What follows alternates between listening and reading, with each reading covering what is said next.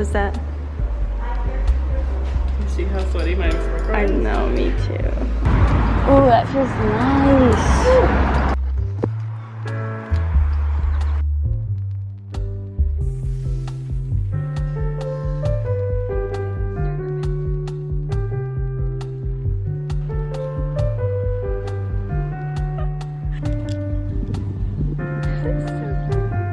I like how they're so gentle.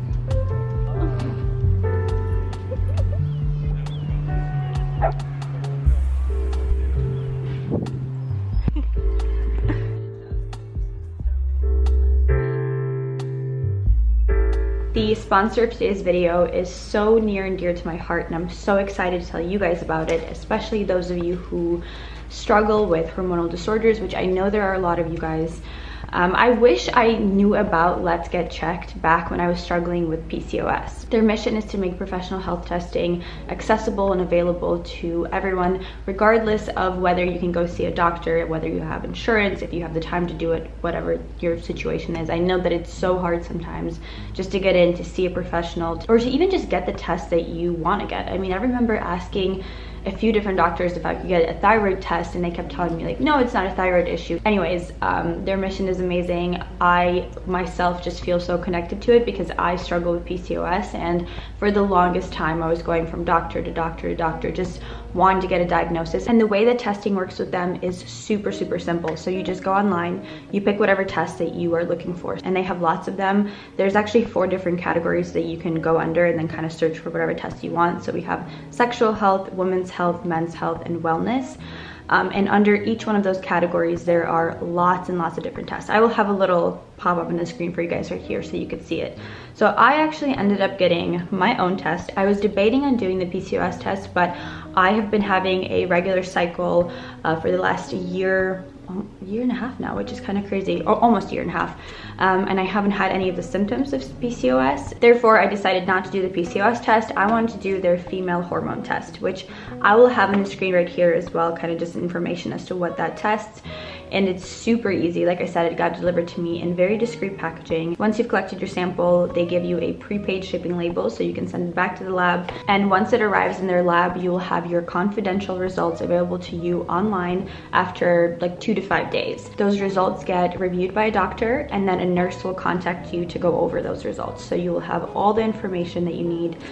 In certain cases, a doctor will be able to actually prescribe you medicine if that's something that you need as well. I don't want to butcher this part, so I'm going to read it off, but Let's Get Checked laboratories are CLIA approved and CAP accredited, which are the highest ranking levels of accreditation. I'm so excited that I get to work with this company. I'm so excited that I get to bring you guys a service that I think should be available to absolutely everyone, but I also think that women specifically struggle with a lot of this. We struggle with getting a diagnosis. We struggle with getting a doctor to take us seriously. We struggle with getting testing.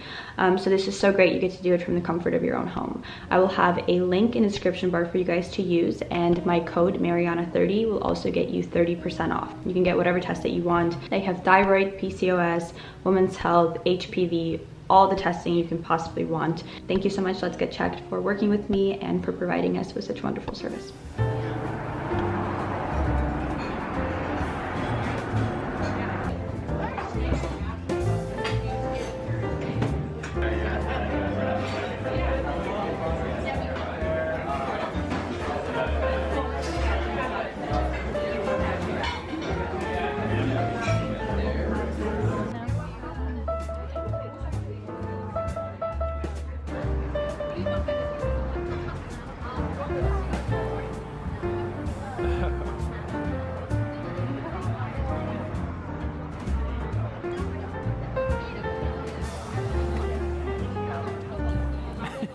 Today's Sunday, and that means I watered all my plants. We went and grabbed a coffee and a croissant for Nick.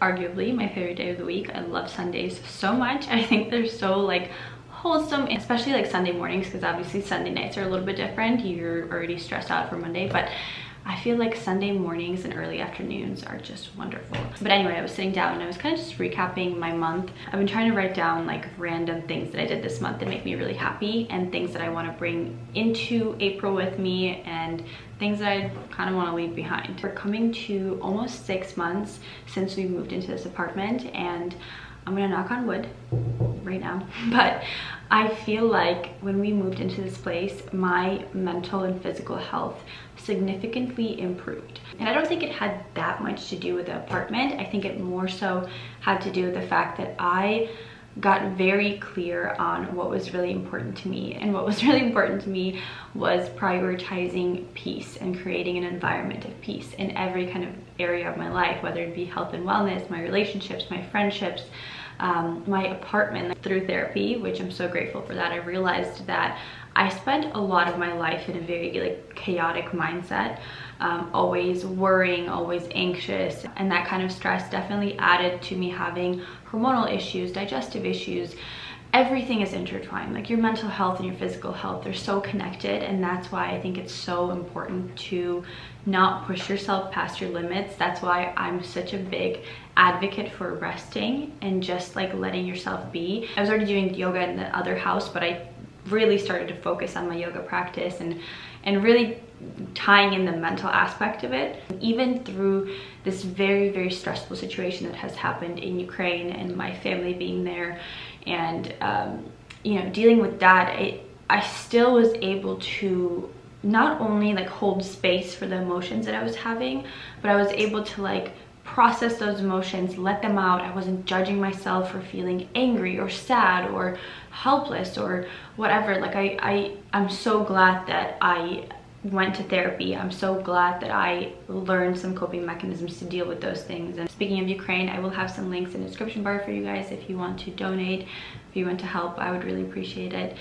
I will update you guys on my family in a little bit. If all goes well, I should be seeing my grandparents very soon, which is so exciting. Another reason I think I've been able to function a little bit more. But yeah, but I wanted to just kind of talk about the 3 things that I feel like are 100% my non-negotiables. I'm so fortunate to be in the position that I'm in right now, obviously, when it comes to having a flexible routine, in a position where I do get to prioritize myself. And I understand that not everyone can do that. I completely understand that. But I think that if you can just carve out 40 minutes out of your day, whether that be, you know, taking time away from how much you scroll on social media or how much TV you watch, I'm very guilty of that. So I'm always like, I know I can find more time, and that's okay, because that's also sometimes a part of self-care. But there are other things that I think are way more important, and those things are: 1, a good morning routine. And the reason that's really important is because of your circadian rhythm. It's basically your wake and sleep cycle, and sleep, as we all know, is so important to our health. That is the one thing that I've been really prioritizing in my